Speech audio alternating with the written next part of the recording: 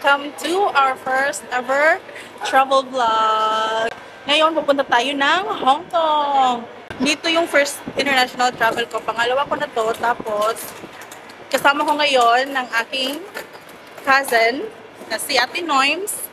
First time niya mag-travel internationally. At isa siyang government employee.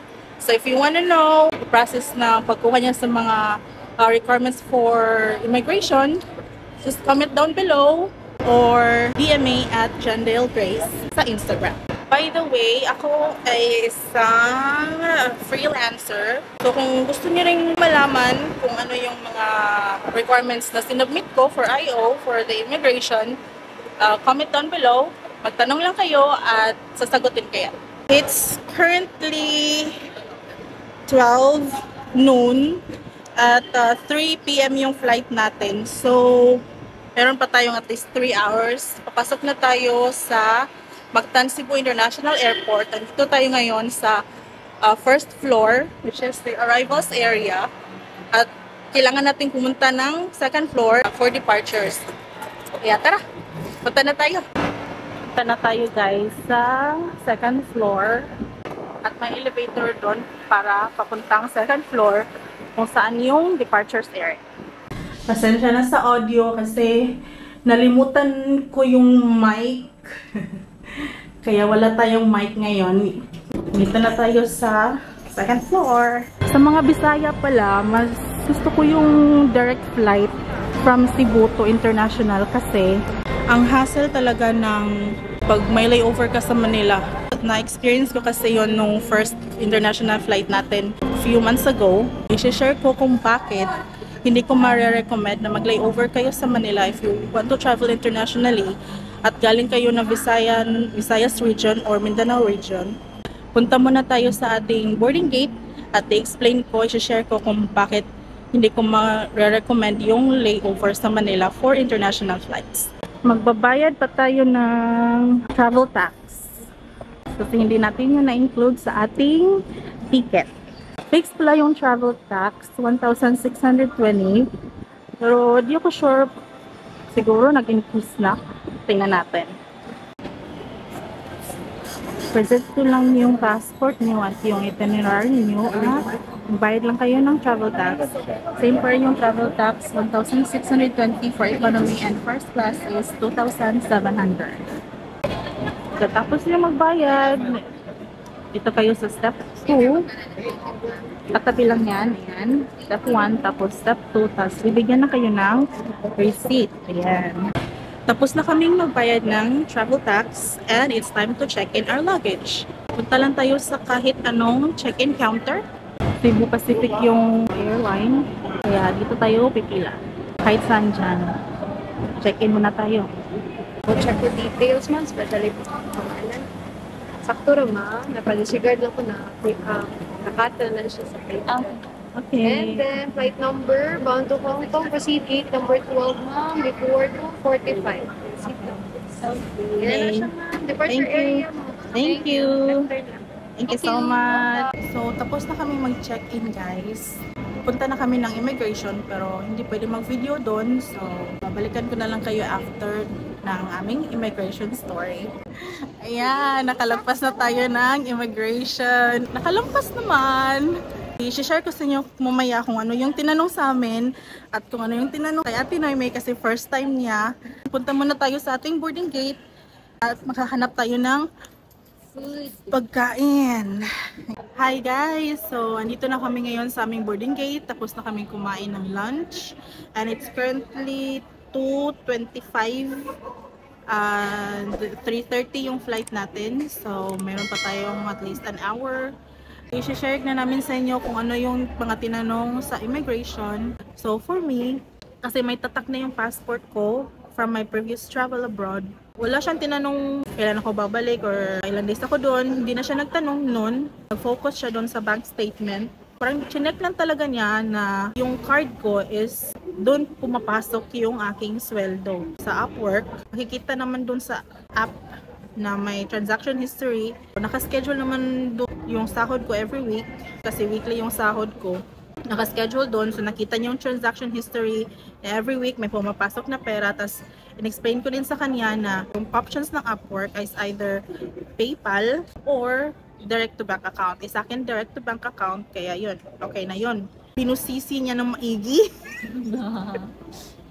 Grabe yung pag-check niya sa details. Thankfully, napakita naman natin na every week may dumadating talaga. Sinabi ko rin sa kanya kung ilan yung laman ng aking bank account currently. Sinabi ko rin sa kanya na may cash din akong dala. Kaya yun. Wala na siyang ibang tinanong. Sabi nga nung katabi niya, magkatabi lang kasi kami, tas yung katabi niya, sinabihan niya yung IO ko na, okay na yan, may tatak na yan. Sabi, yes, yun lang yung tinanong sa akin. Wala nang ibang tinanong at yun palang e-travel na i-fill out nyo. Hihingin din nila yung e-travel QR code nyo. Di ka nanapan? Okay. Ikaw, Tinoy, ano yung tinanong sa inyo, Tinoy? For me, yung first tinanong niya sa akin is kung saan ako papunta. And then, kung may accommodation booking na ba. Tapos hiningi niya yung yung confirmation ng booking. And then, tinanong niya kung kailan yung balik namin, flight pabalik. At saka, tinanong niya ako kung may asawa ba ako. I think that was the last question. Aside sa bank statement, yung binusisi niya bank statement ko. Doon siya nagtagal talaga sa transaction history ng sweldo ko eh. Diba tinanong niya yung ilang taon ka na doon, matagal ka na ba doon sa work mo? Yeah. Nagtanong siya kung ilang years na ako sa work. Additionally, nagtanong siya kung sino yung nag-book ng mga bookings namin, kung ako ba daw. Pero syempre, magkatabi lang naman kami, kaya sabi ko, ako yung nag-book. Tapos ako yung nag-book lahat ng ticket. Naghihintay na lang kami sa waiting for our flight. Naghihintay na lang kami sa flight namin. It's currently 2:35. Tapos 1 hour pa.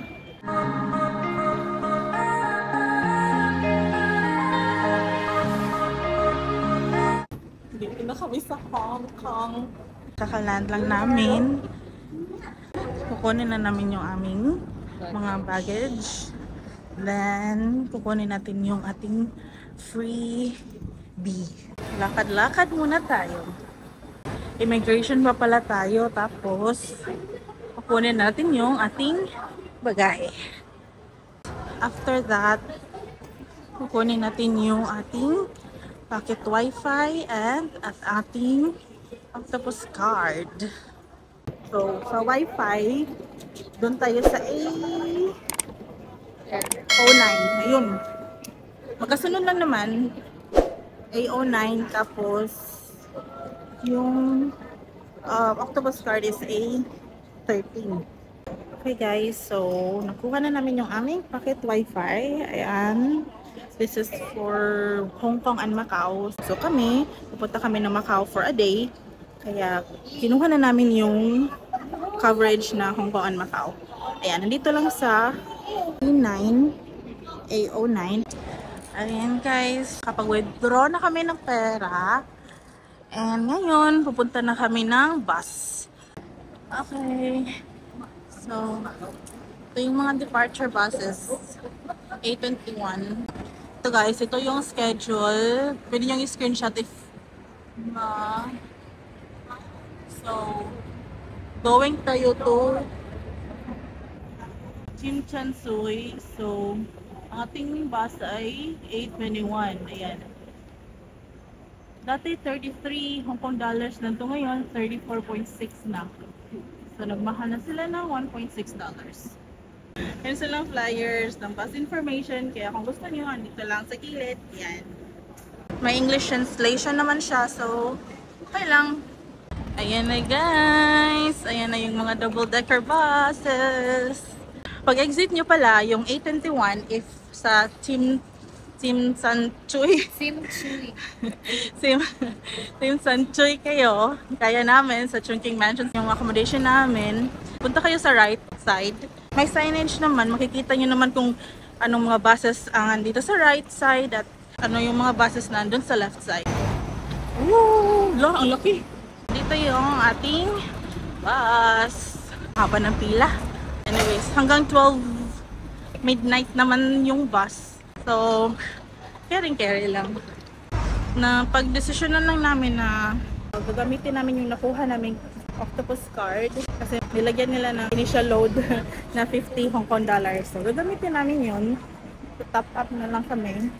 Hindi na kami bumili ng bus tickets. Ako yun.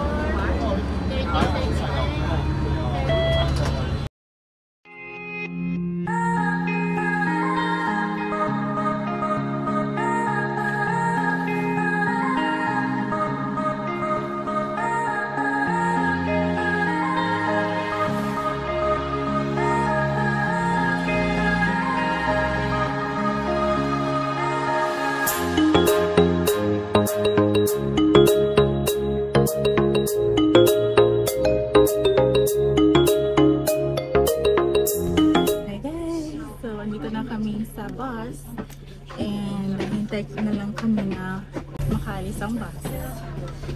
Dito kami sa second from the front. Yan. Ang happy natin, guys.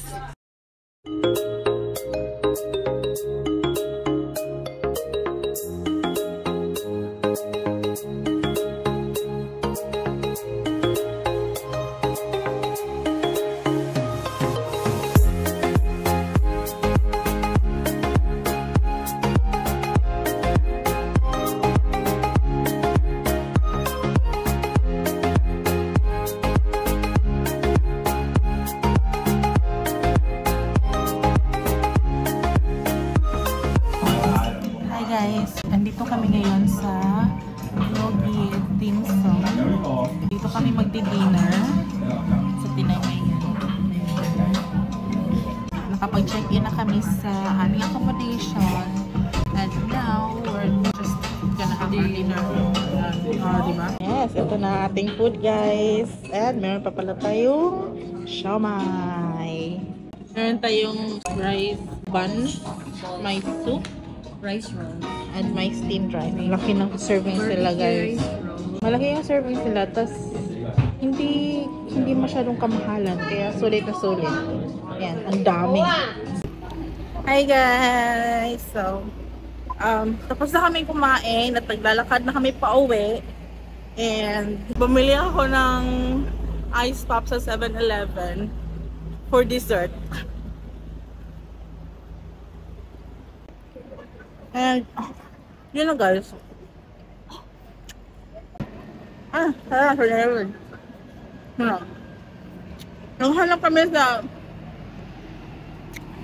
Naghahanap kami ng ibang 7-Eleven para bumili ng tubig.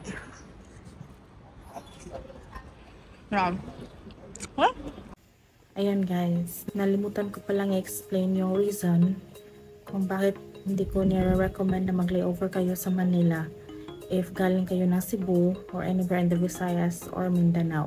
Yung first international flight natin, pumunta tayo ng Thailand and Malaysia. Yung nakuha namin flight, may layover sa Manila ng around 3 hours ata yun or 4 hours. Originally, 2 hours yun, pero binago ni Cebu Pacific at na-transfer tayo sa may 3-hour layover sa Manila, which was a blessing in disguise kasi nung pagdating natin doon, dagsakan ng mga flights, ay yung mga schedule ng flights nag-overlap. So, ang daming tao sa immigration. Sobrang haba ng pila. I think it took us around 2 hours sa pila. It was past our boarding time na nakaabot kami sa immigration officer. I think it was also a blessing in disguise kasi first time namin kasama ko mama ko noon and walang masyadong tinanong kahit first time namin dalawa kasi nga sa dami ng pasahero. May mga andun pa sa pila at 10 minutes na lang lilipad na yung eroplano nila. Like us, 10 minutes before our flight. At tapos kami sa immigration. And then may security check pa. Kaya pagkatapos nun, grabing takbuhan yung nangyari. As in, mga 5 minutes ata kaming nagtatakbuhan ni mama. Tinakbo namin yung boarding gate namin na ayun pa sa pinakamalayong, pinaka-corner ng NAIA Terminal 3. ata yun. And especially first time international traveler kaming dalawa, we got lucky. Hindi ko ma-recommend guys, especially if this is your first time na lumabas ng bansa and you are from Cebu or Mindanao. Honestly, yung immigration sa Cebu hindi naman masyadong mahigpit compared sa Manila. Yung time lang namin, wala masyadong tao, kaya binusisi si Ate Noyes and tayo rin sa ating bank statement. Pero normally, pag maraming tao, hindi naman sila masyadong nagtatanong. According to other people's experience naman. As much as possible, kung may direct flight sa pupuntahan nyo, yun na lang yung kunin nyo. You will save time papuntang Manila at fare din papuntang Manila. Especially your convenience. Very convenient talaga pag direct flight. Kaya yun. Yun yung reason guys. And kung nagustuhan nyo tong video, paki-like and subscribe and stay tuned for more videos.